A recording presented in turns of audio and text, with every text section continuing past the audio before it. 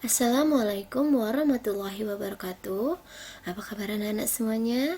Berjumpa lagi bersama Ibu Ayu Wulandari di mata pelajaran Sejarah Indonesia kelas 10. Baiklah anak-anak, pada pertemuan kali ini kita akan belajar mengenai Islam dan proses integrasi. Nah, sebelum kita memulai pelajaran, jangan lupa apabila ada pertanyaan silakan tulis di kolom komentar. Dan jangan lupa video pembelajaran kita di like, subscribe, dan share sebanyak-banyaknya ya nak, agar video pembelajaran kita bisa lebih berkembang dan bermanfaat. Baiklah, yang pertama kita bahas mengenai pengertian umum integrasi. Nah, pengertian umum integrasi yaitu sebuah sistem yang mengalami pembaruan hingga menjadi suatu kesatuan yang utuh. Kata integrasi berasal dari bahasa Inggris yaitu integration, yang berarti kesempurnaan atau keseluruhan.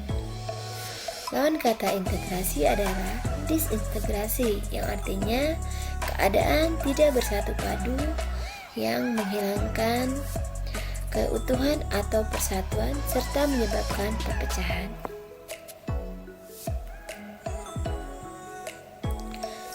Pada abad ke-16, proses integrasi bangsa Indonesia mulai mengalami kemajuan pesat sejak proses penyebaran Islam.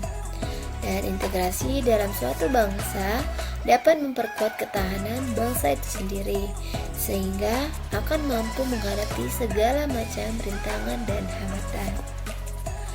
Yang pertama yaitu peranan ulama dalam proses integrasi.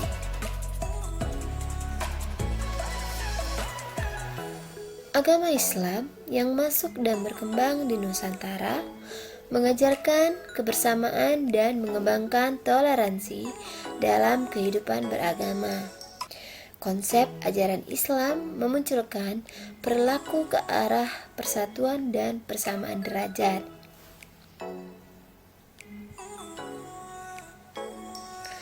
Islam yang berkembang di Indonesia tidak bisa dilepaskan dari peranan para ulama atau para wali. Mereka memiliki peranan dalam bidang agama dan politik. Peranan para wali yang utama yaitu menyebarkan agama Islam. Oleh karena itu, setiap wali memiliki pesantren sebagai pusat pendidikan agama Islam. Meskipun demikian, tidak menutup kemungkinan mereka juga berdakwah di tempat-tempat umum untuk meningkatkan keimanan masyarakat atau umat yang tidak sempat mengikuti pendidikan di pesantren.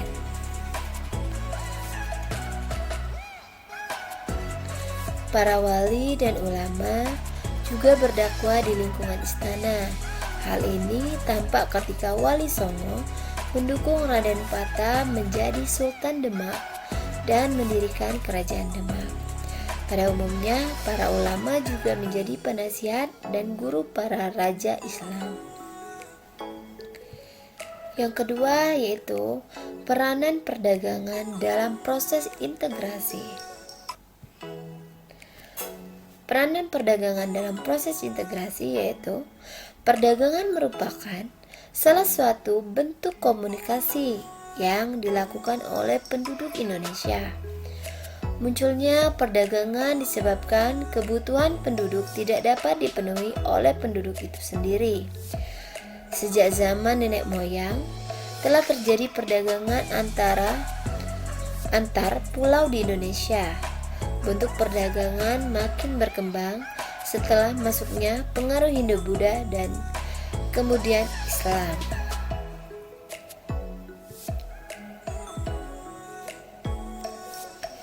Terjadinya pelayaran dan perdagangan antar pulau di Indonesia yang diikuti pengaruh di bidang budaya semakin mempercepat perkembangan proses integritas. Misalnya, para pedagang dari Maluku berdagang ke Demak atau sebaliknya. Hal tersebut menyebabkan terjadinya proses integrasi antar masyarakat. Yang ketiga, peran bahasa dalam proses integrasi.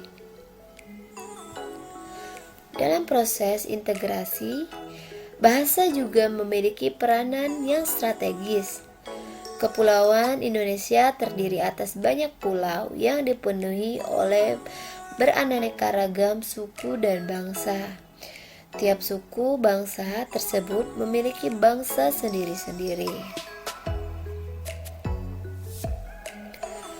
Untuk mempermudah komunikasi antar suku bangsa, diperlukan suatu bangsa yang dapat dimengerti oleh setiap suku bangsa.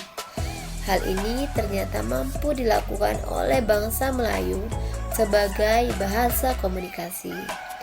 Ketika Islam masuk dan berkembang, hal itu juga mendorong perkembangan bahasa Melayu, seperti buku-buku agama dan tafsir Al-Quran banyak yang diterjemahkan menggunakan bahasa Melayu. Nah, baiklah anak-anak, mungkin cukup di sini saja pembahasan kita pada hari ini. Apabila ada pertanyaan, silakan tulis di kolom komentar. Dan jangan lupa ya, video pembelajaran kita di like, komen, dan di subscribe, serta di share sebanyak-banyaknya ya nak, agar video pembelajaran kita bisa lebih berkembang dan bermanfaat. Ibu akhiri, wabillahi taufiq wal hidayah. Wassalamualaikum warahmatullahi wabarakatuh.